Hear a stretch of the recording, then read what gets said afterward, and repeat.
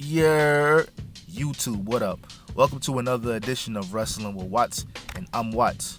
And today, we're talking about Swerve Strickland. We're talking about AEW.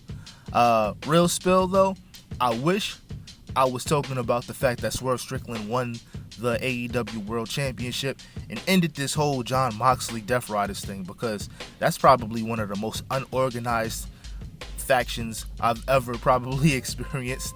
That was actually a main event caliber faction. Real spill. Nobody fears Willa Yuta.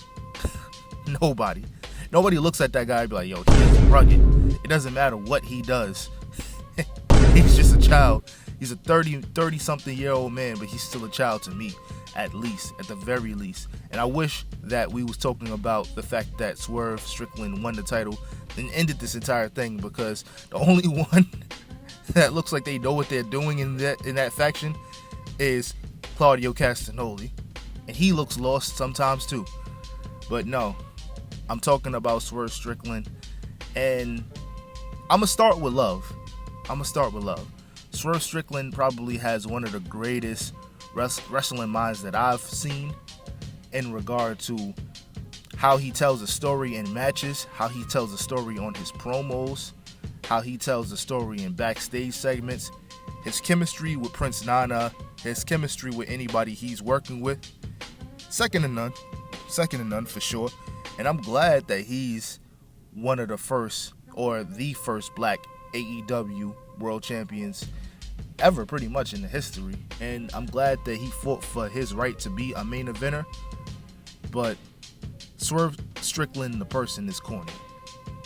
Corny for several reasons. But I'll start with the fact that last night, after his match with Jon Moxley, to close the show, he said, fuck Booker T. And my thing is, you saw Booker T in person. You could have told him, fuck you, to his face. But you didn't do that, because you know that man has a track record. That man has a track record. We've seen him put hands on the likes of Batista and a lot of other people. So you wasn't going to do that. Even a 59-year-old, 60-year-old Booker T, you wasn't doing that. Like, let's be for real. let's be honest. Let's keep it a buck for a second. But that was corny, because you just now had one of the greatest matches of your career, and the first thing you do is say, yo, thank you everybody for coming out, fuck Booker T. It's like, doesn't make any sense. And you know me, I have no love for how they run WWE, AEW, or how the wrestling world in general treats the black wrestler. So you already know I don't have a lot of love for Triple H and how he runs things, and how there is no black male wrestler on the WrestleMania card. I have a video about that, and I have a video about the politics of wrestling. And it was purely made off of the back of the DJ Vlad interview that Swerve Strickland did, and he brought out a lot of valid points of how we're treated when you're colored in the wrestling industry. But what he did last night was corny strictly off of the fact that even though Booker T has an alternative way of looking at the wrestling business, that's because he came up from that era of older black guys that, you know, they're willing to deal with the BS so that they could make it easier for the next generation of African American wrestlers in general. You know what I'm saying? Because as much as people will try to swear up and down that it's not a bias, it's definitely a bias. I don't do too much talking about it and making that purely the driving point of my videos, but anybody with a brain can notice how differently African American wrestlers are treated versus the average Caucasian wrestler. As far as Swerve goes, it really just kind of comes off disingenuous at this point.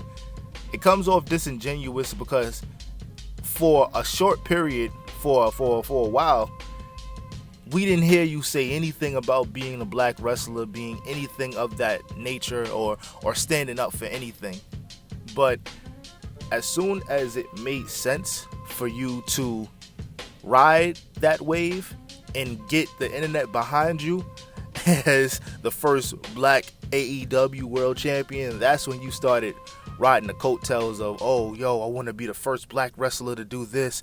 This is all I wanted.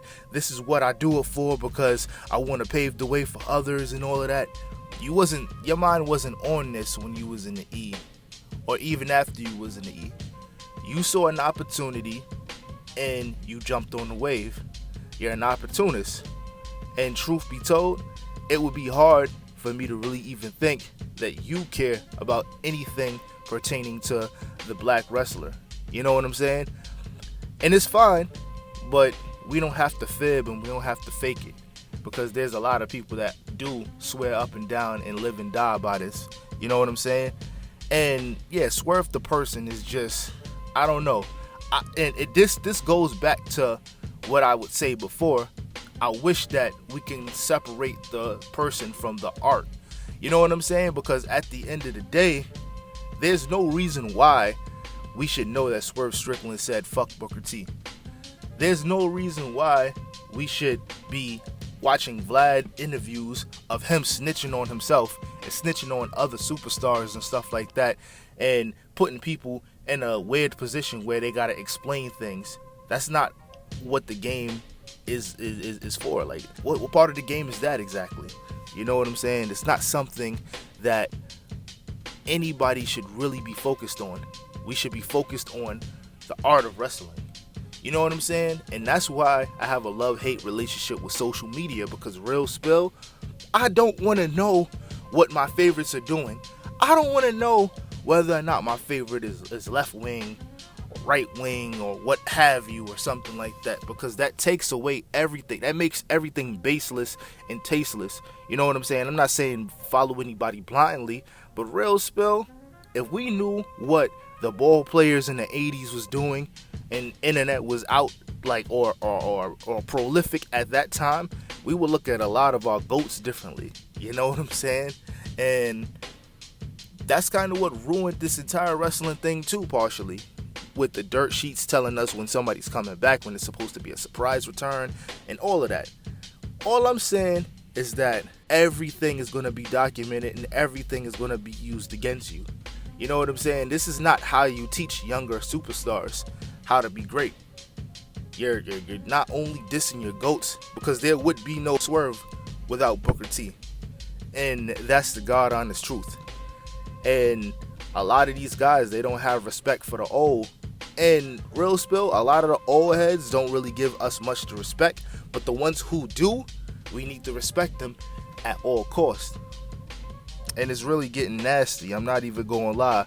I don't know where this ends. I don't know how this ends. I really hope that they piece it up.